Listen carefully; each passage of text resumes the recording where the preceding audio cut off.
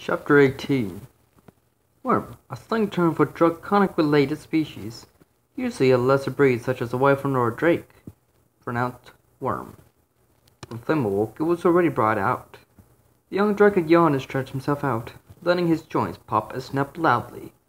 He looked around curiously at his surroundings. He wasn't in his room. Then the memory of last night came flying back to him. Amber. Flame gulped nervously as she released her lips. I don't know what to say. Both dragon's cheeks were flushed. Just promise me something, Flame. Ember sniffled. Anything. Flame bobbed his head slightly. Promise me that you'll always be there for me. That you will have my back should I need you. In return, I promise to have yours. Flame was glad to see that her eyes had some life to them now, even if they were filled with tears. He raised a palm and brushed down the droplets from her cheeks. I promise. Flame nodded. More tears welled up in Ember's eyes, and she leaned in and kissed him again. It was long until the two curled up and were fast asleep next to each other. That was when Flame remembered Ember. He looked down the layer of pillows to find her spot empty. Flame scratched his head confused, then decided he should go look for her. He searched the hallways as he went down to the kitchen hall. When he asked if any of them had seen her, the only one replied that she had been there earlier for breakfast. Well, I'm glad she ate something at least. Flame nodded and thanked them most kindly. He left the kitchen area and continued searching for her. At last, he found her at the train grounds with Spyro and Cinder. Sorry about yesterday, Cinder apologized, but possibly the very first time. Are you okay, Ember? Spyro asked as he looked his friend over. Are you okay? Ember nodded. It was a truth. She still wasn't feeling fully better yet. Her mind was still troubled by the event of the past few days, but she now realized she would have to somehow get over them. Just then she noticed Flame coming down the stairs toward them. Her teammates stopped and eyed her closely, uncertain of what her frame of mind was today. The kiss from last night had seemed like a dream almost. Flame licked his slip under the cover's wing. He could still taste her. Ember saw how he raised his wing and turned slightly behind it. She didn't realize that he was licking his lips, and her heart sank a little more. Ember sighed and approached her team. Flame lowered his wing at the sound of her footsteps and smiled. Good morning, he chirped. Good morning, Ember said plainly. She seemed almost unable to smile to be nice to her. I've been looking all over for you, Flame explained. I wanted to make sure you're okay. Yeah, Ember hung her head. About that, her voice trailed off. Are you okay? Flame asked, trying not to catch her eye. If Ember could respond, there was a cry from the sea from the wall above. Wyvern! A guard shouted, sound the alarm! No sooner had he finished shouting than a wyvern rose up over the wall and snatched them all up in his talons. I thought wyvern were nocturnal! Ember exclaimed as she and Flame bounded over to Spyro and Cinder. I thought so too, Spyro shook his head. Across the city, bells began ringing, alerting everyone to the attack. But it looks so glad to save that for later. Come on! Spyro leaped up into the air and flew up over the outer wall. As Cinder and Flame and Ember followed, they were met by a swarm of the bloodlust wyvern. The beast snorted and squalled as he attacked the outer wall. Starting to shake up, any move's not quick enough to get away. Whoa! Flame gasped with wide eyes. Just stay focused, Spyro called. We can do this if we work as a team. We had to help those guards first. Cinder cried and thrust ahead towards a group of wyvern trying to flee the battleground with the most they had snatched up. I can't stop the wyvern, Ember said, but I can't catch them most if they fall. Leave that to me. Cinder jumped in. Let's go. The two dragons flew on ahead, leaving Spyro and Flame to protect the wall. Just then, Pterodon and the other guardian showed up. The other guardian smashed the wyvern beneath his massive talons. What do? Flame asked. He spat a fireball at an attacking worm. Don't let them overrun the city, Pterodon ordered. Most soldiers are on the way. Just keep them busy. With that, he took off after Spyro and Frontier to meet the oncoming enemy. Wyverns were swarming from the woods across the ground and through the air. Spyro and Flame looked over the edge of the wall to see the wyverns scrabbling to the side. We have to hold them off until reinforcements arrive, Spyro called back. We need to keep them from getting past this wall. I'm on it. Flame nodded and shot out straight up at the beasts who were trying to fly over.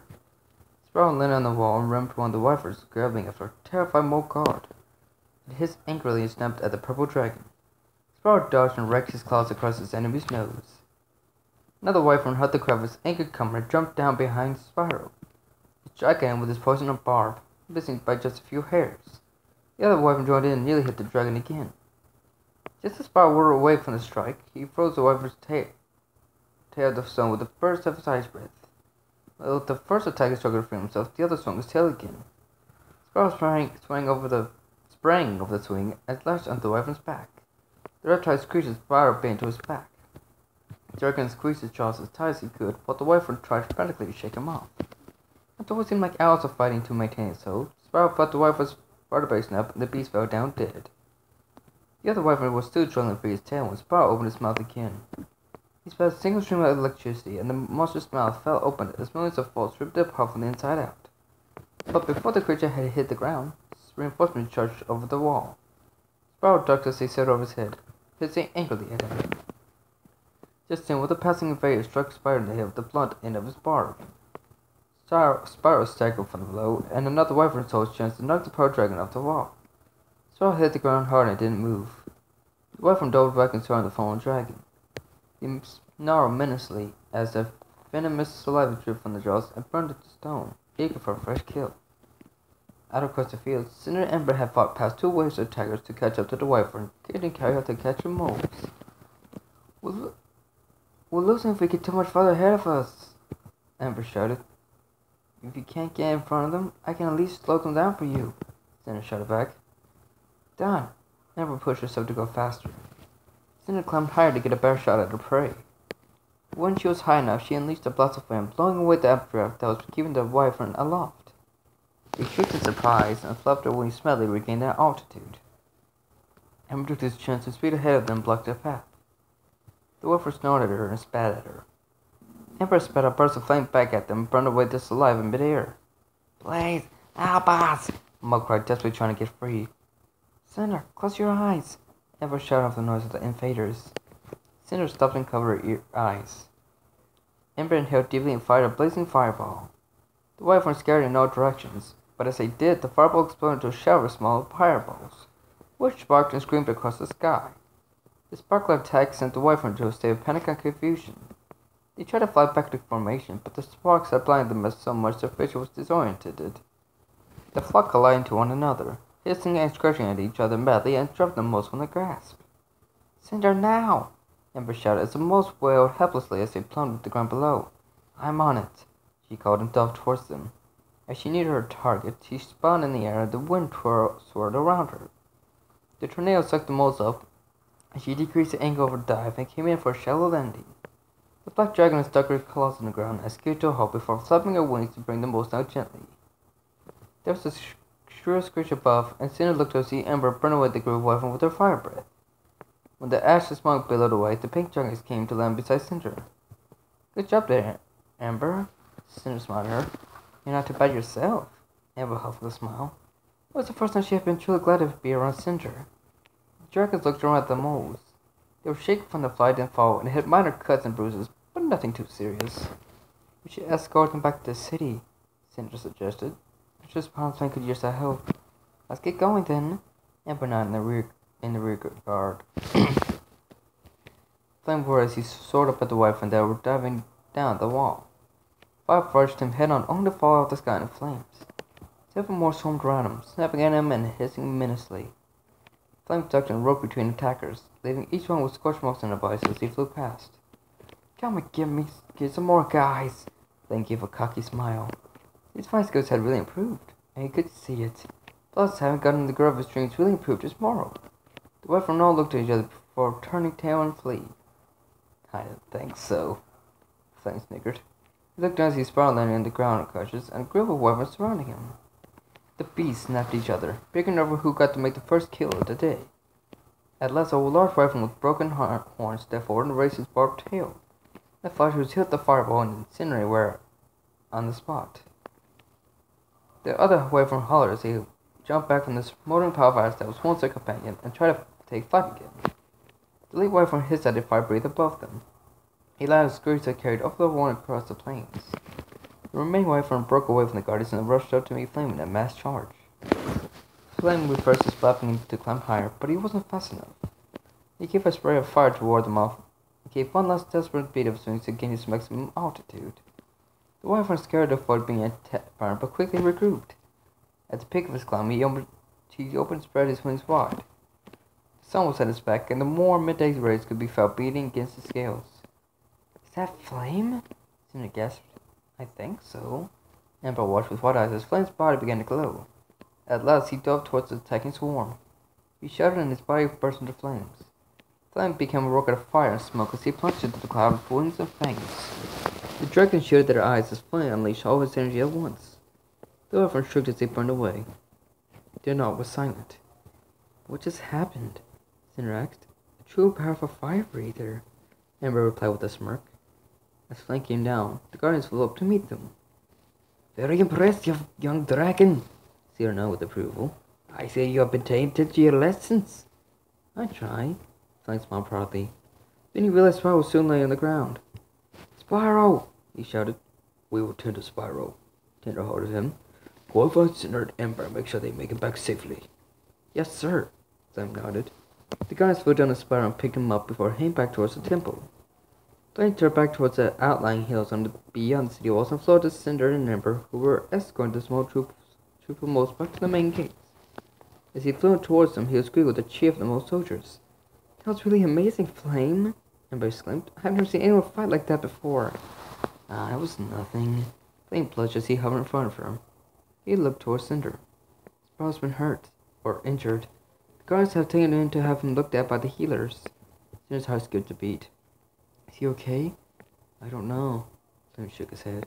I think he took a pretty nasty fall. If you want, Ember and I can finish escorting the guards back to the city so you can go see Spyro. Really? You mean it? Cinder's eyes widened with excitement. Flame nodded as he sat down on the ground. As soon as he did, he cried in pain and collapsed on his hind legs. Flame, what's wrong? Ember cried, startled by his reaction. It looks like your friend got a little nick there. But the most pointed to the laceration of Flame's left thigh. He was bleeding openly, but had the bright, unnatural grin of a wyvern phantom. Looks like it's a hemotoxin. The mole continued to die the wound. How did that happen? I didn't even notice or feel it till now. Flame protested, but distraught having taken a hit. Cinder, you can heal him, right? Ember pointed out. Ember remembered draining the venom out of Spyro's neck when he had been stung, which she felt her cheeks blood stop doing to Flame. I guess so, she muttered and walked up to him. Flame met her stare and he realized what may have been going through her head. You know, you don't have to tell Spyro if you don't want to, Flame blushed slightly, but even still, it is to help a friend. I suppose you're right, Cinder sighed. Her heart was throbbing in her chest. Okay, everyone stand back. She leaned down slowly and took a deep breath before clamping her mouth around the wound. Flame jerked his leg in reaction to being grabbed. He would have taken it if it didn't hurt so much. I'm sorry, Spyro, Cinder thought to herself as she drained the poison from Flame's leg. It took everything she had not to let any tears fall from her eyes. She knew she was having a friend, but part of her felt like it was wrong. Ember watched the scene with a wild expression on her face. Her cheeks flushed as she watched Cinder press Flame's leg and let a large glob of poison spread the ground and burn a patch into the grass. Thanks, Cinder, Flame said, giving his leg a kick. It didn't burn as much, but it still hurt. You go on ahead with Spyro. We'll catch up with you later. Thanks, Flame. You're a sweetheart. She gave him a thankful moment under her chin with her snout before taking off towards the city as fast as her wings would carry her. Flame turned to him with a smile. Shall we? Ember stumbled out of her trance and nodded dumbly. The two dragons walked in silence as they escorted the moles back to the city. The guards were relieved to be back inside the safety of the city. Ember and Flame remained outside the main gate, watching the clouds roll by in the afternoon sun.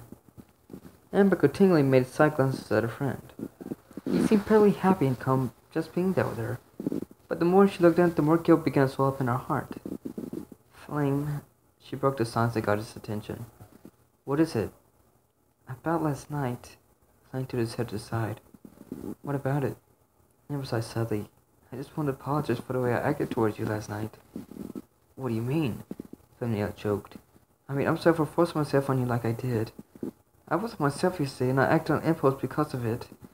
It wasn't until this moment that I realized that I may have been jeopardizing our friendship. A couple of tears fell from her eyes and rolled down her cheeks. Cinder's right. You really are a sweetheart. I don't want to lose you as a friend because it's something I need to deal with. Flame was left crushed and speechless. His jaw hung open, not sure what to say. Ember stared at him, waiting for a response. Much to her surprise, Flame bit her lower lip, trying to hold back his tears, but wasn't very successful. Flame was wrong. She gasped in surprise as Flame burst out crying. He turned away from her and flew away from the stage, leaving her behind in a state of confusion and dismay. Flame, wait! Ember screamed at him. Flame!